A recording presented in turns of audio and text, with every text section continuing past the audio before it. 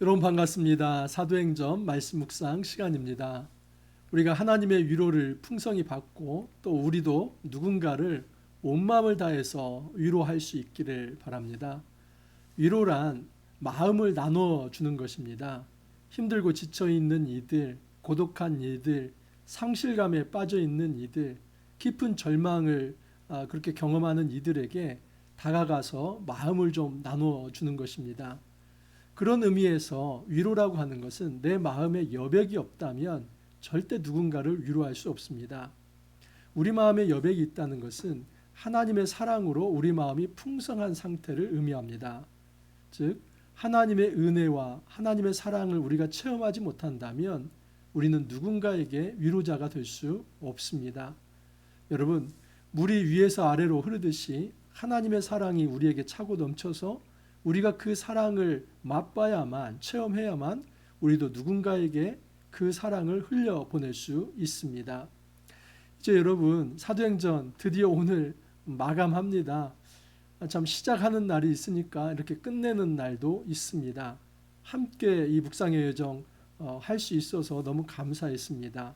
2달 동안 사도행전 묵상했습니다. 여러분 사도행전 한번 좀 쭉 한번 훑어드리겠습니다. 사도행전 1장 1절에서 11절까지 사도행전 서론이었죠. 특히 사도행전 전체에 대한 이 요절 구절이 1장 8절이었습니다. 오직 성령이 너희에게 임하시면 너희가 권능을 받고 예루살렘과 온 유대와 사마리아와 땅끝까지 이르러 내 증인이 되리라. 이 말씀의 연장, 확장이 바로 사도행전입니다. 그래서 1장 12절에서 26절까지는 12제자 중에 하나인 가룟 유다가 배신했기 때문에 그 보선하는 장면이 나옵니다. 그리고 2장은 이제 오순절 성령 강림 사건이 나오고 그 일로 인해서 베드로의 설교가 진행이 됩니다. 그래서 3장, 4장, 5장 베드로는 이 설교 때문에 여러 번 이제 감옥에 투옥이 됩니다. 그때마다 우리 하나님께서 베드로를 살려 주십니다. 그러면서 이 인신은 구속할 수 있지만 복음은 구속되지 않는다는 것을 분명히 보여줍니다. 6장에서는 예루살렘 구제 문제가 발생이 되었습니다. 이 히브리파 구제만 이루어지고 헬라파 사람들에게는 구제가 이루어지지 않습니다. 그래서 특단의 대책은 이 헬라파 사람들 중에서 지도 그룹을 형성하는 것입니다. 그래서 7집사 모두 이 헬라파 사람 중에서 세워집니다. 그 중에 여러 사람이 있지만 이 빌립이라고 하는 집사도 있고 스데반 집사도 있습니다. 7장은 스데반이 이제 하나의 설교인데 이것은 디아스포라 유대인들과 논쟁을 하면서 한 것입니다. 이 하나님 나라 전 역사 그랜드 스토리를 이야기하면서 예수 그리스도가 진정한 구주이고 너희들이 그 예수를 죽였지만 우리 하나님께서 살리셨다는 것을 보여줍니다. 여러분 이 일로 유대인이 스데반을 이제 돌로 쳐 죽이죠. 이 엄청난 이 스데반 이후에 핍박이 예루살렘으로부터 일어납니다. 그래서 8장 이후로 보면은 이제 예루살렘에 있었던 예수 믿는 자들이 다 흩어지게 되는데 그 흩어지는 과정에서 바로 사마리아와 그리고 유대 모든 땅끝에 이르기까지 이 복음이 전달되는 모습이 나타나게 됩니다. 빌립이 사마리아에서 전도를 했죠.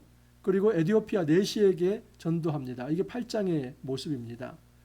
9장은 이 사울이라고 하는 사람, 바울이죠. 이 사람이 회심하는 사건이 나오고 10장에서는 베드로가 고넬료에게 복음을 전하는 장면, 그리고 11장은 그 베드로가 고넬료에게 복음을 전한 이후로 이제 예루살렘에 있는 이 유대 기독교인들이 이방인에게 복음이 전달되는 것에 대해서 알러지 반응을 일으킵니다. 여기에 대해서 베드로가 설명을 하는 것이 또한 나옵니다. 12장은 사도 야고보의 순교 장면이 나옵니다. 그렇지만 하나님의 말씀은 더 충만하게 풍성하게 전달되고 또 하나님의 교회가 성장한다는 것이 나오게 됩니다. 여러분 이처럼 1장에서 12장까지는 베드로를 중심으로 이 하나님 나라 복음이 전달되는 것이었고 그 과정에서 성령께서 추동하시는 겁니다. 여러분 성령께서 하시는 일은 이 복음이라고 하는 것이 예루살렘에 갇혀 있지 않고 사마리아와 온 유대와 땅끝 모든 곳으로 확장해 간다는 것. 그래서 더 이상 이 복음이 이 유대인의 전유물이 아니라 모든 이방인도 받을 수 있는 것이 됩니다. 그래서 예수를 믿는다면 모든 이방인도 하나님 백성 될 수 있다는 것. 이 12장까지 이 베드로의 사역을 중심으로 그게 나옵니다. 자, 13장 1절부터는 이제 안디옥 교회가 형성되고 안디옥 교회에서 최초로 이방인 선교가 시작이 됩니다. 13장 1절에서 14장 28절까지가 1차 선교 여행입니다. 1차 선교 여행 이후에 다시 이제 이방인도 구원받을 수 있는가? 이방인이 구원받으려고 한다면 할례를 받아야 한다는 할례 논쟁이 생겨납니다. 이 문제를 해결하기 위해서 사도행전 15장에서 예루살렘 공회가 이루어지고 이 예루살렘 공회를 중심으로 본격적인 아주 합법적인 이제 기독교 공동체 이 교회가 형성이 되고 그리고 기독교가 뿌리를 내린다는 것을 말씀을 드렸습니다.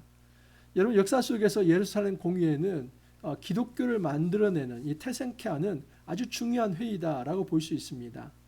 더 이상 유대인이 되는 과정 없이 예수만 믿으면 하나님 백성 될 수 있는 길이 열리게 된 겁니다.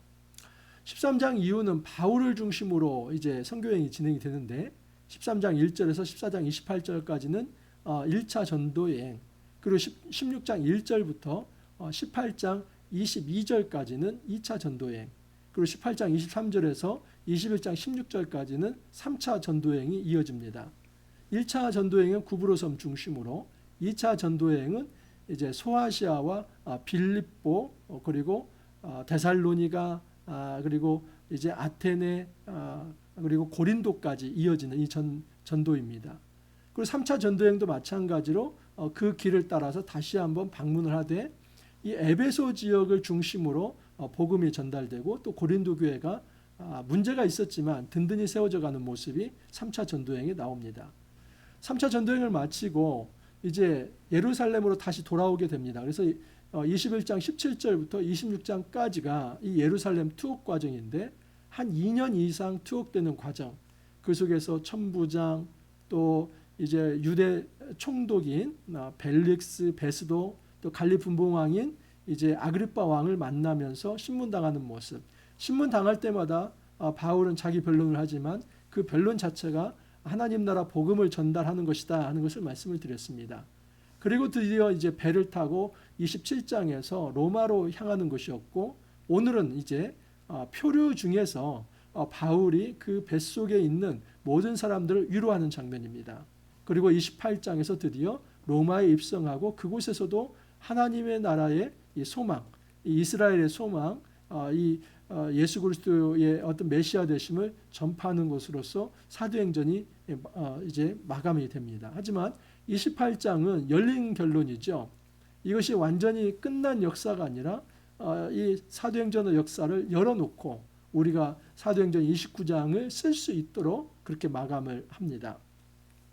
여러분 오늘 말씀은 이제 14일째 이 배 안에 있는 사람들이 이제 표류하면서 다 좌절합니다. 절망합니다. 소망을 갖지 않습니다. 하루도 아니고 이틀도 아니고 14일째 그 풍랑이 일고 배멀미하고 그리고 더 이상 뭐 어떤 섬이 가까워지지도 않고 언제 어떻게 이제 이 육지에 이를지 모르는 이런 사람 속에서 완전히 영적 패닉 현상이 일어나게 된 것입니다. 그 배 안에 음식이 없어서 못 먹는 게 아닙니다. 여러분 사람이 마음이 무너지면은 이 모든 음식에 대한 것도 이제 그 사라집니다. 어떤 생각도 없고 그리고 삶에 대한 의지나 욕망도 사라집니다. 여러분 이것은 마음으로부터 지쳤고 마음으로부터 무너졌기 때문입니다.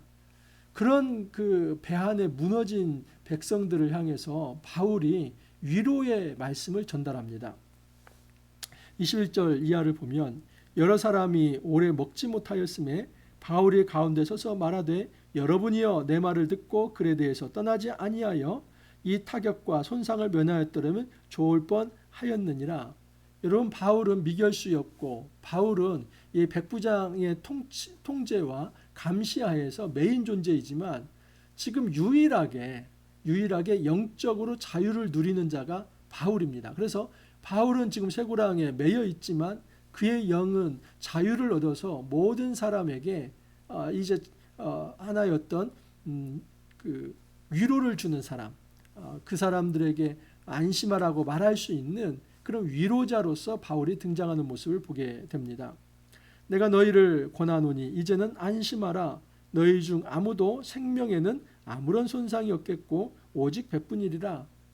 이제 바울이 그 배 안에 있는 시리에 빠져 있는 절망에 빠져 있는 그들을 향해서 말을 합니다.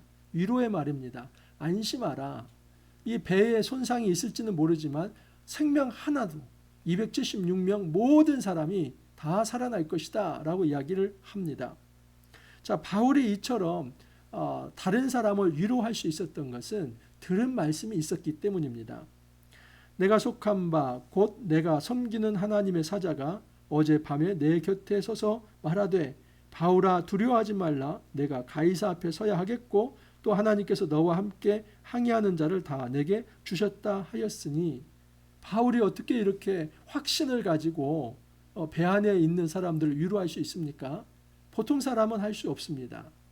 여러분, 자기가 가지고 있는 생각과 경험을 가지고 있는 사람은 100이면 100 이 시간에 다 패닉에 빠질 수밖에 없습니다. 왜냐하면 해볼 도리를 다 했거든요. 배 안에 있는 모든 것들을 내려놓기도 하고 노를 젓기도 하고 별짓을 다 해봤습니다. 하지만 백약이 무효입니다. 아무것도 이제 뭔가 나아지는 것이 없습니다. 하나님께서 한번 이 풍랑을 일으키시고 하나님께서 그것을 멈추지 않는다면 어떤 사람들의 이 노력도 의미가 있고 없고 가치가 없습니다. 백약이 무효입니다. 이런 상황에서 여러분, 오직 위로자가 될 수 있는 사람은 하나님으로부터 계시를 받은 사람입니다. 바울은 지금 어젯밤에 내가 하나님으로부터 계시의 말씀을 받았다는 겁니다. 그것은 바울 너를 내가 가이사 앞에까지 인도하기까지 너를 살려줄 것이다. 그리고 너뿐만 아니라 너와 함께 있는 이 배 안에 있는 사람도 다 살 것이라는 겁니다. 여러분, 배 안에 있는 사람들은 누구 덕에 산 겁니까? 바울 덕에 산 겁니다.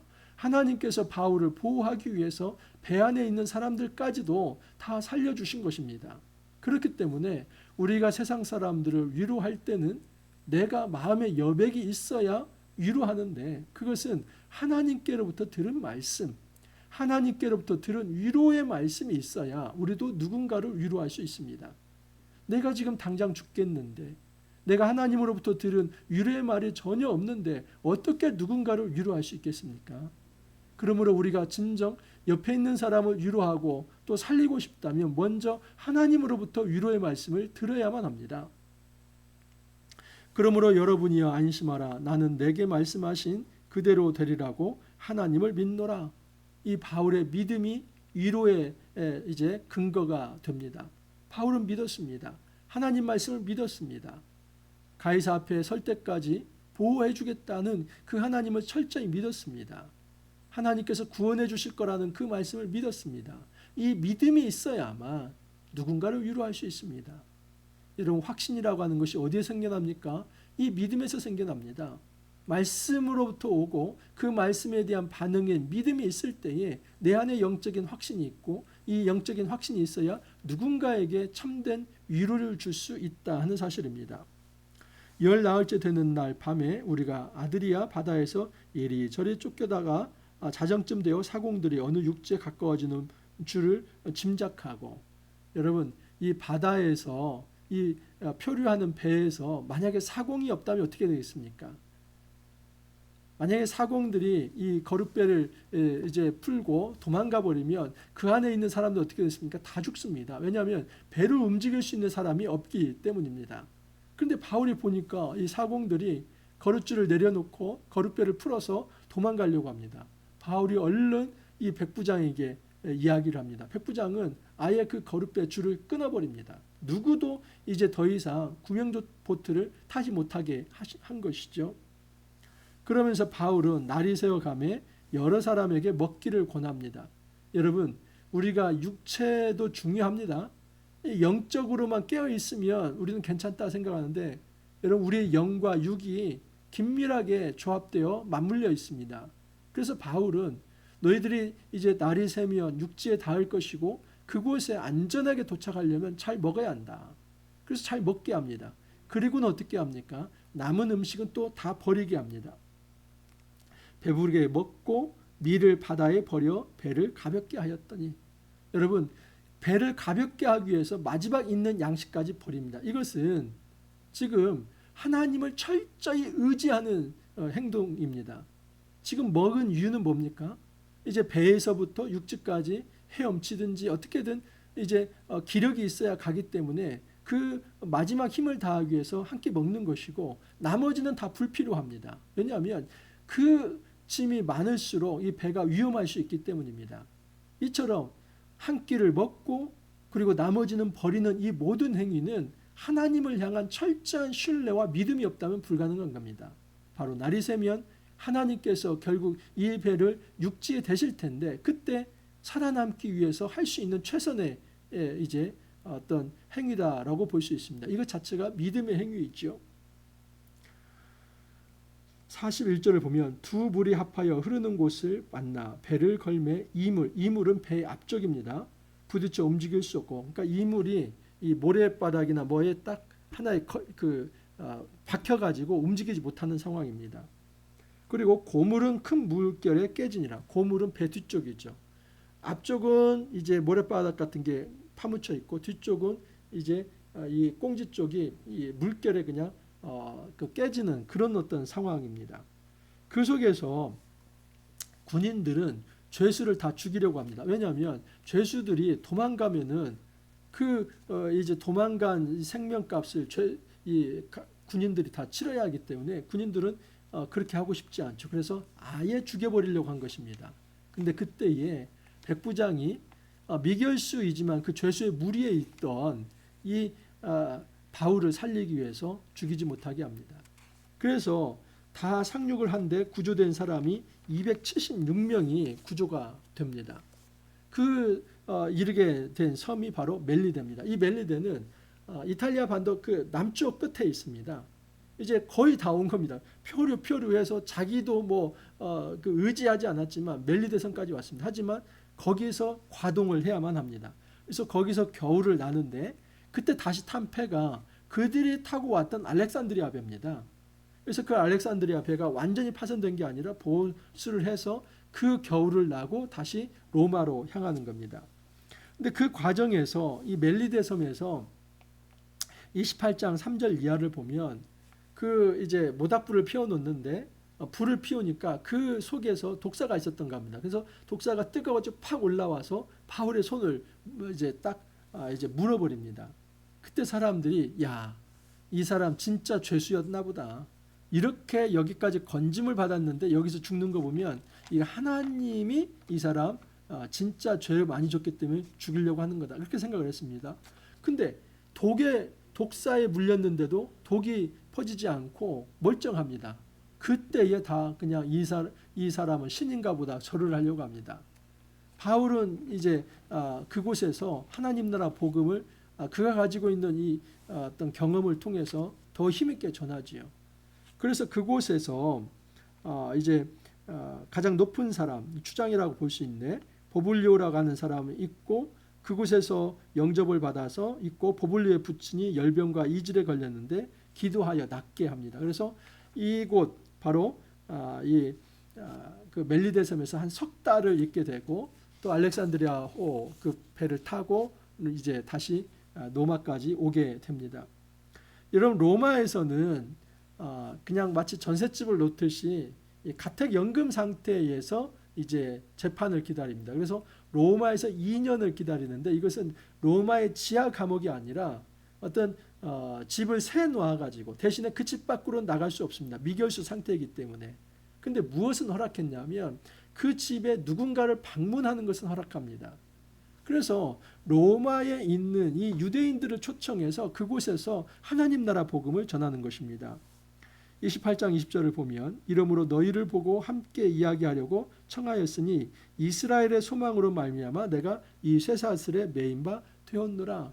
바울이 지금 이 쇠사슬에 매인 바 된 것이 이스라엘 소망 때문이다. 근데 그 이스라엘 소망은 바로 예수 그리스도다. 그 예수에 대해서 전합니다. 근데 그 중에서도 이 유대인들이 믿는 자들이 있지만 또 믿지 않는 자들이 생겨납니다. 그래서 25절 이하를 보면 서로 맞지 아니하여 흩어질 때에 바울이 한 말로 이르되 성령이 선지자 이사야를 통하여 너희 조상들에게 말씀하신 것이 옳도다. 너희가 듣기는 들어도 도무지 깨닫지 못하며 보기는 보아도 도무지 알지 못하는도다. 그래서 이 유대인들이 로마에서도 바울의 말을 듣지 않은 경우는 이사야에게 하나님께서 말씀하셨듯이 듣기는 들어도 듣지 못하고 보기는 보아도 보지 못하는, 그래서 믿음의 눈을 가지지 않았기 때문에 그들이 하나님 나라 복음을 받을 수 없다라고 말을 합니다. 그러면서 28절을 보면 그런즉 하나님의 구원이 이방인에게로 보내어진 줄 알라. 그들은 그것을 들으리라 하더이다 하면서 이제 유대인에게만 이제 전유물처럼 주어졌던 이 복음이 이방인에게 확장된다는 것을 선언합니다. 30절 마지막 절입니다. 31절. 바울이 온 이태를 자기 셋집에 머물면서 자기에게 오는 사람을 다 영접하고 하나님의 나라를 전파하며 주 예수 그리스도에 관한 모든 것을 담대하게 거침없이 가르치더라. 그래서 바울은 처음 시작부터 하나님 나라를 전했고 마지막까지도 하나님 나라를 전하면서 이 사도행전이 마무리가 됩니다. 그런데 바울은 죽지 않았습니다. 여러분, 이 2년 후에 가이사에게 재판을 받지만 그는 이제 무죄로 풀려나게 되고 더 힘있게 스페인까지 가서 복음을 전하게 됩니다. 그러니까 이 사도행전은 열린 결말이라고 볼 수 있지요. 여러분, 이 사도행전의 이 역사가 지금도 진행이 됩니다. 그래서 액츠 29, 우리는 이제 사도행전 29장을 써내려가는 그런 사람들입니다. 하나님 나라 역사는 이제 끝난 게 아닙니다. 지금도 현재 진행형입니다. 우리가 사도행전 말씀을 이제 마감하게 됩니다. 사도행전은 말씀을 마감하지만 이제 우리 삶으로서 사도행전을 써내려갈 책임이 우리에게 남아 있는 것입니다. 여러분, 우리가 바울처럼 위로자가 되기를 바랍니다. 그 폭풍우 같은 이 세상, 그래서 이 세상의 모든 사람들은 이 폭풍우 같은 이런 어렵고 힘든 상황 속에서 좌절하고 낭망하고 쓰러집니다. 하늘을 바라보지 못합니다. 음식이 있어도 음식을 먹지 못합니다. 이것은 영적 패닉에 빠져 있기 때문입니다. 깊은 절망감이 엄습해 오기 때문에 살아갈 소망을 갖지 못하는 것입니다. 영적으로 깊은 곳에서 무너졌기 때문에 이제 육체적으로도 완전 탈진 상태로 거의 죽기 일부 직전입니다. 그런데 그때 바울이 안심하라. 이 전날 밤에 하나님께서 말씀하셨다. 내가 가이사 앞에 이르기까지 내 생명을 붙들 것이며 너와 함께한 모든 이도 내가 살려둘 것이다. 그 말씀대로 하나님 구원하셨습니다. 바울은 받은 이 말씀이 있었기 때문에 담대하게 위로의 말씀을 전할 수 있었던 것입니다. 여러분, 우리 힘으로는 누군가를 위로할 수 없습니다. 하나님 나라 복음을, 위로의 복음을 우리가 우리의 힘으로 전할 수 있는 게 아닙니다. 들은 말씀이 있어야 가능합니다. 그 말씀으로 인하여 우리가 치유되어야만, 우리가 안식을 누려봐야만, 우리가 위로를 받아봐야만 우리도 누군가에게 참된 위로자가 될 수 있습니다. 이 사도행전 말씀이 오늘 우리에게서 여기서 끝나는 말씀이 아니라 현재 진행형의 말씀이 되어서 우리가 이 말씀을 잘 받고 하나님의 위로로 충만하여서 우리가 또 다른 사람들을 위로하는 그런 위로자가 될 수 있기를 간절히 소망합니다. 이렇게 기도합니다. 주님, 감사합니다. 저희들에게 이 사도행전 말씀 2달에 걸쳐서 잘 들을 수 있게 하여 주시니 감사합니다. 주님, 하늘의 복음을 받고 주의 위로를 받으며 저희들 용기를 내어서 다시 일어섭니다. 이제는 우리가 하나님의 사랑으로 충만해져서 여전히 복음을 기다리고 있는 많은 핍절한 자들, 궁핍한 자들에게 하늘의 위로를 전할 수 있는 복음의 증인, 십자가의 증인이 될 수 있도록 은혜 더하여 주옵소서. 주님 오시는 그날까지 사도행전의 역사를 우리가 살아낼 수 있도록 힘을 공급하여 주옵소서. 감사하고 예수님 이름으로 기도하옵나이다. 아멘. 사도행전 말씀이 이제 진짜 오늘 마무리되었습니다. 이제 오늘 금요일인데 토요일 주일까지 말씀해서 6월 30일까지 다 마쳤습니다. 여러분, 이제 7월, 8월은 제가 좀 쉬었다가 9월에 묵상 해설로 다시 찾아뵐 예정입니다. 여러분 어디에 계시든지 다 평안하시길 바라고 또 건강하시길 바랍니다. 모두 영적으로 다 재충전하시고 또 9월에 다시 찾아뵙도록 하겠습니다. 감사합니다.